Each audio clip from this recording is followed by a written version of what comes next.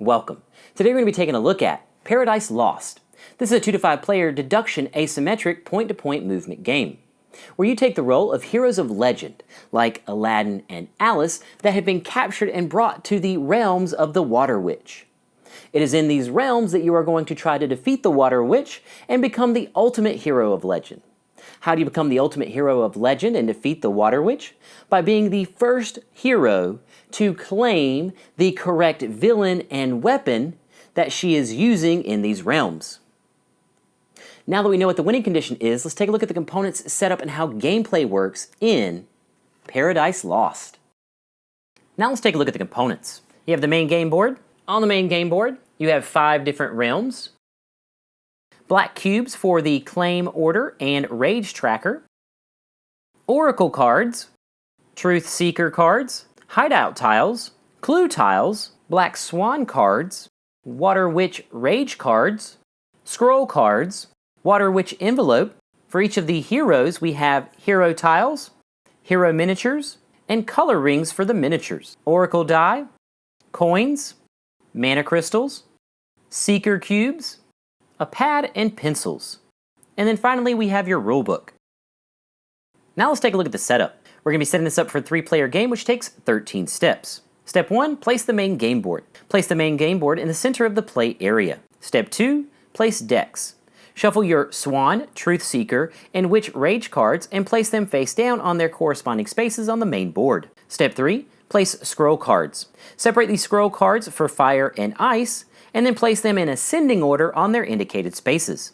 Step 4, prepare the Water Witch envelope. From the Oracle cards, you will separate the villains and weapons, making sure to remove the Excalibur and Cloak of Invisibility cards. Then you will shuffle each deck, and without looking, place the top card from each deck in the envelope and place it on its corresponding spot on the main board. Step 5, deal Oracle cards. Then you will place all of the Oracle cards back together in one deck, shuffle that deck, then you will place one Oracle card under each Oracle space face down, and then deal the remaining to the players. Keeping in mind that in a 2 and a 5 player game, there are alterations to this in the rulebook. Step 6, record villains and weapons. Give each player a pencil and deduction sheet. Then the players will record the information from their Oracle cards, keeping this information secret.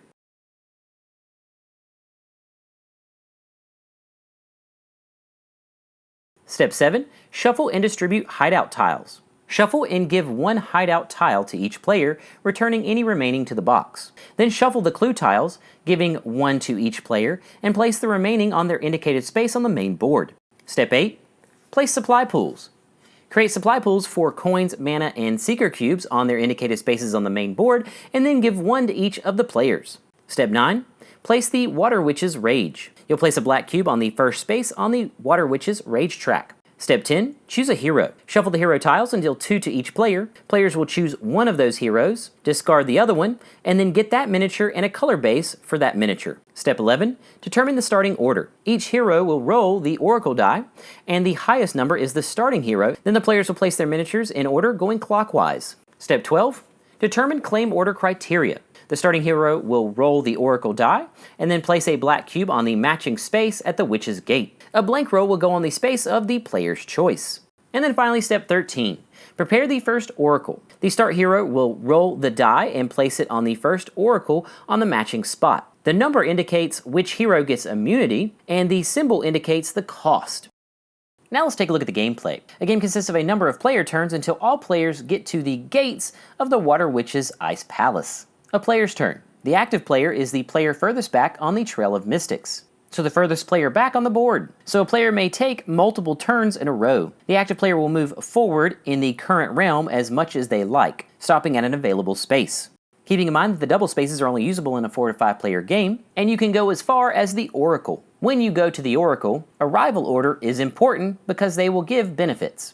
Now let's look at the actions and locations that you can run into in each realm. The purple circle or arena, you would pay 1 mana and gain 2 coin. The orange circle or the Bard's Tale, you will gain 1 coin and 1 mana. The black or black swan, you would draw and resolve a black swan card. The blue or red, which are your mage towers, you would pay 1 mana for a scroll card of that type. Then you would flip and resolve if there is a rage track symbol. The yellow or marketplace, you would pay 2 for 1, either mana for coin or coin for mana.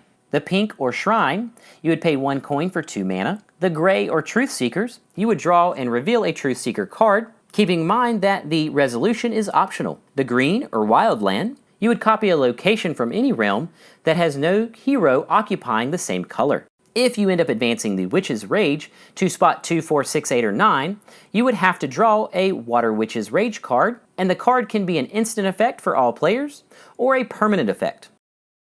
Then players would continue taking turns until all the players arrive at the Oracle.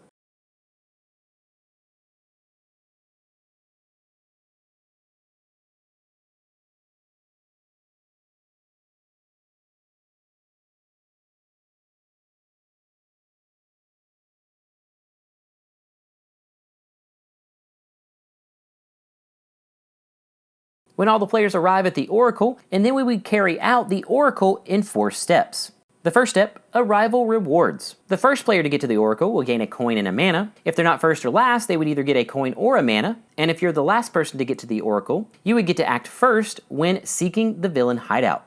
Step 2, Seeking the villain's hideout. In reverse arrival order, the last to arrive will get to draw a clue tile and place it on any unlocked realm. Then the rest would get to choose an option or pass. They could pay 1 Seeker Cube to either draw and place a clue tile, or play 1 from your hand. You could pay 2 to lock a realm, or you could pay 3 to unlock a realm and discard all clue tiles from that realm. Step 3, Communicating with the Oracle. You would reveal the Oracle card. If Excalibur is revealed, you would discard it and draw a Rage card. If the Cloak of Invisibility is revealed, then the first hero to arrive at the Oracle would get to gain that card to their hand. Then in reverse arrival order, heroes would get to speak by paying the dice type, and they could ask any combination of 2, either 2 villains, 2 weapons, or a villain and a weapon. Then players would have to answer honestly, showing one of their cards if they contain information about either those villains or weapons. The only person that does not have to answer any questions is the player who has immunity, that is in the position matching the number on the Oracle die.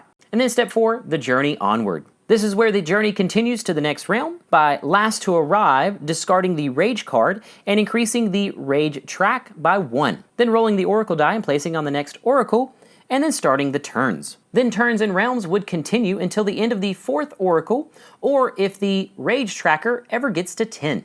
If it is the end of the 4th Oracle, you would pick a spot in reverse arrival order at the gate. If the track reaches 10, then players would go in the gate resource order, placing on the spots at the gate. Then the players would take their last action, which is matching that spot, and then we would move to the confrontation with the Water Witch. This is carried out in 2 steps. Determine the claim order. The hideout with the most arrows would get to make the first claim, or draw an unrevealed Oracle card. Keep in mind that you can ask a question before making your claim. Then we would go in claim order. Players would be able to make a claim.